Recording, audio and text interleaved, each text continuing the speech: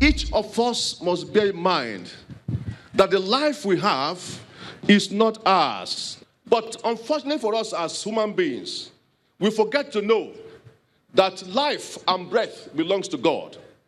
And we live our life sometimes with impunity, without regard, or thinking that one day we shall go back to our Creator and give account of our stewardship. I want you to understand that God has programmed everybody in this life according to the time when you will stay, do your business for Him, and go back to Him to give account. Christ has gone to prepare a place for us.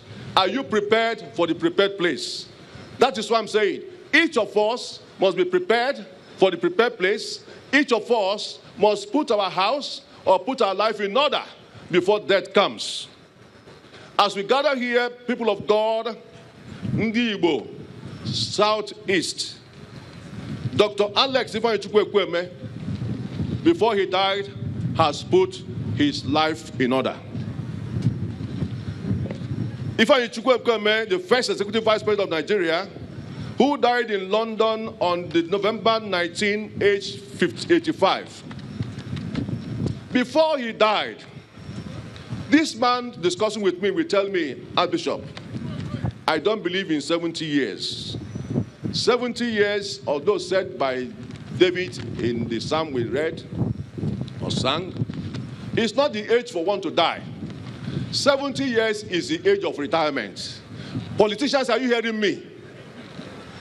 Politicians, are you hearing me? 70 is the age of retirement. At 70, you get your passport to heaven. 80, you get your visa. 90, you get your ticket. 100, you get your boarding pass. 120, you fly.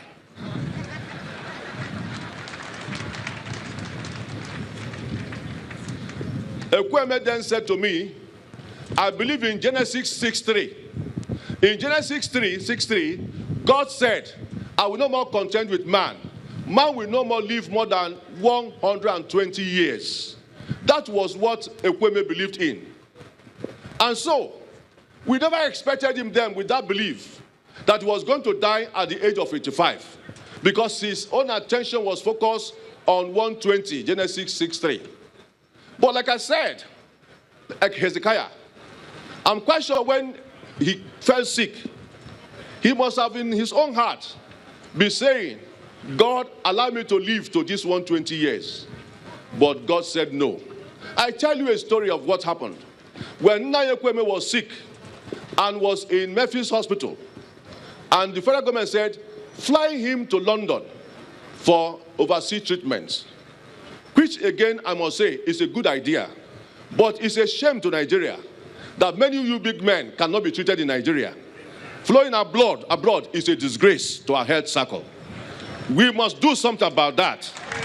Not continue carrying our presidents abroad when they cannot be even a Panadol in the government, federal government's state house clinic. I hope there's Panadol now. I hope the X-ray machine is working there.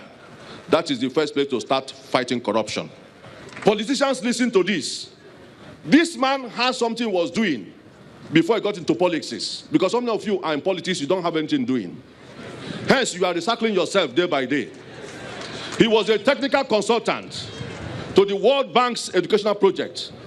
All these thriving ventures, he wound up in preparation for his assumption of office as the vice president in Nigeria in 1979. And Ekwueme, in 2002, in the presentation of his memoirs titled From State House to Kirikiri, he said he did not go into politics in order to rig for himself as easy life, but that he was setting out to use his position to be able to make sure that he ameliorates the powers of God, use the power of government to make difference in the government, particularly to help the poor. Ask yourself as a politician, today, how many poor people are in your village? How many have you helped? Dr. Ekwueme was the most courageous man for leading the campaign for the exit of the military. And when he did that with forming the G4, which was a group of 34 eminent Nigerians who insisted that military dictatorship must end and democratic rule must be established. This group became the nucleus of the People's Democratic Party, PDP, which eventually became the ruling party and governed the country for 16 years. However, this great man we are celebrating today was denied an opportunity to serve as president in 1999, owing to the hegemonic influence of the military in Nigerian politics. And so, what happened? He could not make it. Because Ekwueme did not believe in bribery. He did not believe in rigging. Today, when conventions are made in any of the parties, people carry Ghana must go all around to make campaigns to get themselves elected. And that is why Nigeria has continued to be corrupt. Even the present government came by corruption. So it is difficult to fight corruption. But thanks be to God that He paid tribute to Ekwueme's commitment to the improvement of the lives of the underprivileged and His service to the country and humanity. Former President Obasanjo noted with his exemplary lifestyle also and commitment to noble and illustrious elder statesman. And former President also, Ibrahim Babangida, also observed that Ekwueme's simplicity is a rare virtue, despite his intellectual depth. Nigeria needs people like him more than ever. Professor Jerry Gana, a member of the PDP Board of Trustees then said, Dr. Ekwueme gave courageous leadership and paid an invaluable price for the restoration and deepening of democracy in Nigeria. His efforts as an experienced political leader and founder of the G4 contributed immensely to laying the foundation of modern democracy in Nigeria. The Ohaneze Ndi Igbo, thanks be to God for Nyamodo, who is Viper, noted that Nigeria has lost in Dr. Alex Ekwueme, one of the foremost advocates of restructured federation. That restructuring must come. It must come. The association also said to him, and said of him, as a politician, he was courageous and original in his ideas. Yes, Ndi Igbo have lost a genius, a father, and an intellectual giant. If you look at Ekwueme's record, he was never a man of rough edges or solid habits. Dr. Ekwueme held himself to such high ethical standard that he was faithful to his word and commitments, whether that commitment was made to his social peer or subordinate. His signature traits included an infectious humility and instinctive clarity of expressions. To you politicians who are here, we want to beg you, as 2019 comes, play politics without bitterness. And I want to say that you people in the National Assembly should be very careful and should promulgate a law to stop this cross-carpeting of party members from one party to the other. That is political prostitution. You must stop it. It's a disgrace. It's selfishness. I cannot imagine somebody who gained electoral post into position in the Senate coming now at a point in time to desert that party and crossing over. It is not right. If you cross over, then you must leave that party. If you leave that party, you leave your post. That is our own submission. 2, Southeast will not tolerate any colony. No colony for any Fulani houseman. Any governor that does it will be resisted. We in Can will resist any of you governors that will bring any colony here. We don't want any colonization. Housemen should stay away. It's a private business. Audogbe should take them to Daura, Sambisa Forest. We don't want them here. The python dance we have here is enough, and they must go. Also, we want to say here that as far as we are concerned as Igbos, we are very hardworking people. We must be recognized and must not be marginalized. Our governors must be united. Igbos must be united. Let us stand as one voice, as Ekwueme stood for us, who again will stand as our unifying figure. Odumegwu Ojukwu has gone. Ekwueme has gone. Zik of Africa has gone. Onyenimunu ga nochifa. Onyenimunu ga nochifa. Onyenimunu ga nochifa. This is the question. Because the politics you are playing now is the politics of selfishness, materialistic tendencies, and aggrandizement. And it's time you must begin to think selflessly on how to really talk about how to eradicate poverty in our land. Agud in obodo. Agud in obodo. Unemployment is worrying our youths. Let us begin to think about, if you have money, create employment for the youths, and there will be no agitation. Recycling yourself into policies with the money you have is a big disgrace. And if you have money, show it by investing, and let us have more employments. God is waiting for all of us at the point of our death to give account of our stewardship. It is a time for us to be remorseful as we send Late Ekwueme to the last place of his rest.